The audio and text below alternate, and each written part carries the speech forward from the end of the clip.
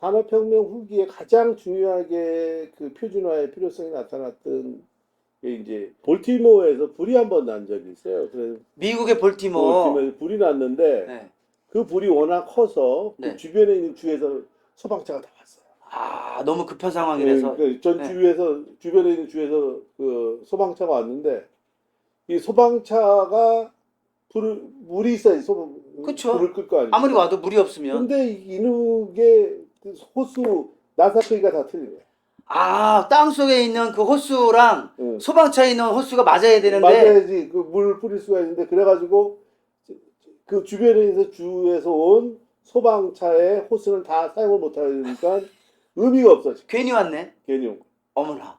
그래서 야 이게 그걸 일치시킬 필요성이 있지 않은가. 아. 그러면서 이제 표준의 중요성이 많이 그때 제가 알기로는 볼티모어에 있는 그 화재가 엄청나게 화재가 커가지고 그렇죠. 거의 도시 물로 끄질 못해가지고 많이 불에 탔다는 얘기 들었어요. 예, 그래서 그런 것들이 가장 대표적인 예가 되겠고요. 그러다 보니까 표준의 중요성이 계속 강조되다가 네. 이제 점점 그 강조되기 시작하죠. 그 강조되기 시작하다가 이제 그 여러분들이 산업혁명이 고도화된 게 이제 20세기 초 들어와서 포드 자동차 컨베이어 벨트를 만들면서 산업혁명이 고도화가 됩니다. 그래서 여러분들 대량 생산 체제라는 그쵸. 거 대량 들어보셨죠? 생산. 네, 네. 그러려면 이 인간이 노동자들이 이렇게 그 컨베이어 벨트 앞에서 일을 하지 않습니까? 똑같은 작업. 똑같은 작업을 하려면 그 작업의 대상들이 다 표준화가 돼 있어요. 똑같아야 되죠. 똑같은. 그래서 거기에서 그 대량 생산의 기반은 표준에 있었다. 대량 생산의 기본은 표준에 있었다. 그러니까 부품이 모두 다 표준화돼 있어야지만 그 포드 그러네. 자동차 그거를 대량 생산할 수 있었다. 그렇죠, 그렇죠. 그래서 그 포드 그 자동차에서 하나의 혁명이 그러니까 자동차 대중화의 계기가 됐던 게 포디즘이라고 그러거든요. 컨베이어 시스템이 도입된 건데 포디즘. 예. 그래서 그것이 표준화의 중요성을 우리에게 그 하나의 제시해준 중요한 계기가 됐습니다. 그러니까 이게 자동차에서 나온 그런 표두즘이라는 게 사상이나 뭐 이런 걸 얘기하는 거 아니에요? 뭐 오리엔탈리즘 그런 건가요? 뭐 그런 포디즘? 이니움이라고 그럴 수도 있는데 네. 포디즘은 하나의 컨베이어 벨트 시스템. 그러니까. 그러니까 하나의 그 변화를 대량 생산 시스템으로 그 공장 생산 시스템 과거에는 증기기관을 사용해도 소량 생산 시스템이었는데 대량 생산 시스템으로 바뀐 게 컨베이어 벨트거든요. 컨베이어 벨트. 그러다 보니까 그 컨베이어 벨트를 사용하려다 보니까 더 표준의 중요성이 더 강조될 수밖에 없다. 아, 그러네. 대량 생산하려면 똑같아야지. 빨리 만들어낼 거 아니에요.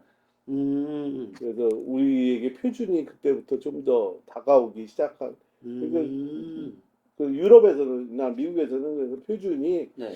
그때부터 굉장히 중요시 됐고 또 그런 과정에서 전기가 발전이 되고 전기가 그쵸, 전기가 생산되면서 전기의 그 헤르츠수 뭐 그래서 전기 용품들과 관련해서 네. 그 어떻게 사용하는 방법에 대해서 네. 모두 다 알아야 되니까 그쵸. 그리고 그것이 동일하게 사용할 수 있어야 되니까 거기에서 표준을 만들기 시작합니다. 아, 전기에서. 네. 그래서 그것도 각 나라마다 또 다르고 그러면 안 되죠. 안 되잖아요. 네. 전기라는 게. 그래서 우리나라 근데 보시면 알겠지 그 해외여행 다녀보시지만 알겠지만 각 나라마다 전기는 다 틀립니다. 우리나라는 일본에는 아직도 돼지코를 그거 사가야 돼요. 그 110짜리를. 미국도 사가야 돼요. 아, 미국도 사가야 돼요. 그러니까 아, 그래요? 지금 그 100볼트대를 사용하는 게 네네네. 그 미국하고 일본은 여전히 100볼트를 사용하고 있고 그 우리나라 220볼트로 그쵸, 바꿨는데 220. 많은 나라들이 중국이나 많은 나라들이 220볼트나 네. 그래서 220볼트를 사용하는 나라들이 있고 110볼트를 사용하는 맞아요. 나라들이 있어요. 네. 근데 또 중요한 건 그 전기가 오는 헤르츠 수가 또 주파수가 또 네. 중요합니다. 근데 이 주파수가 60Hz 쓰는데 50Hz가 쓰는 데가 있어요. 나라마다 또 달라요, 그게. 예, 그거 다 틀립니다. 그래서 그런 것들의 표준이 어떻게 정해지느냐에 따라서 과거에는 굉장히 그것이 그 결정적인 영향을 미쳤죠. 근데 지금은 이제 그 우리나라뿐만 아니라 전 세계 전자기기에 성능이 많이 좋아져가지고 거의 그냥 그 콘센트만 맞으면 다 그쵸. 사용할 수 있게 만들어놨어요. 맞아요. 그러니까 그게 이제 상호 운용성이라는 용어인데 상호. 운용성. 아, 상호 운용. 네. 상호 그러니까 틀린 운용성. 것도 운용할 수 있게 하는 그런 시스템을 만들어냈죠. 운용성. 그래서 네. 이제 우리가 그 표준이라는 것을 우리에게 이렇게 나타나기 시작했는데, 그렇게 나타난 것을 표준을 가지고, 표준을 한마디로 말씀을 드리면, 네. 우리가 그 어떤 문제를, 불편한 사항이 있을 때, 그쵸. 문제를 해결하는 방법을 도출하는 과정이 표준화의 과정이에요. 그래서 그 표준을 만드는 과정에서는 다양한 그 이해관계자들이 참여하게 되고, 이것은 뭐 법으로 정해지는 것이 아니고 서로가 그 협의를 해서 그러니까 조율해 가면서. 조율해 가면서 그 결과물로 나오게 됩니다. 그래서 음, 이러한 부분이 굉장히 협의가 안 이루어지면 굉장히 어려운 점이 많겠죠.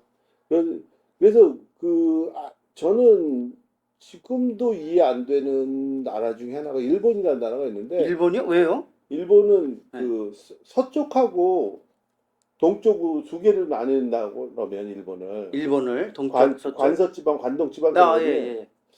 관동하고 관서하고 헤르츠가 틀립니다. 같은 나라에서도요? 예, 동일한 나라인데 100볼트 쓰는 것 같은데 헤르츠가 틀려요.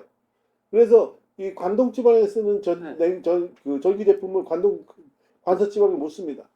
아니, 일본이라는 나라가 그렇게 큰 나라가 아닌데 한 1억 명 정도 아니, 그러니까 되잖아요. 그게 그 일본의 어떤 시스템 때문에 그게 남아 있는지 모르겠는데 네. 하여튼 전기라는 그 작동이 그렇게 이루어져. 그러니까 나라마다 그 특성을 반영하고 있다는 거죠. 그러니까 이야. 그래서 과거에 제가 이 일본 말씀을 드린 이유는 뭐냐면 네. 국제적인 교류가 크지 않았던 시기에는 각 나라별로 표준을 정해서 쓰면 돼요. 그쵸? 그리고 옛날에 뭐, 조그만 대가족 제도에 살았을 때는 아버지가 할아버지가 정해주는데 그게 표준이 돼서 그렇지. 쓰면 되는데, 그렇지. 이게 교역이 많아지고 교류가 많아지면 그 교류를 할 때마다 서로가 뭐 객관적인 기준이나 룰이 없으면 이게 굉장히 어려워져요. 그렇죠. 그래서 화폐가 발생한 거고 그런 여러 가지들이 발생한 거 아닙니까? 네. 그렇기 때문에 표준은 이 상호 작용하는 네트워킹이 넓어지면 넓어질수록 표준의 중요성은 증대된다. 그러니까 세계화될수록 증대되는 거죠. 우주화되면 더 크겠죠? 아이고, 더 난리네 그거는 진짜.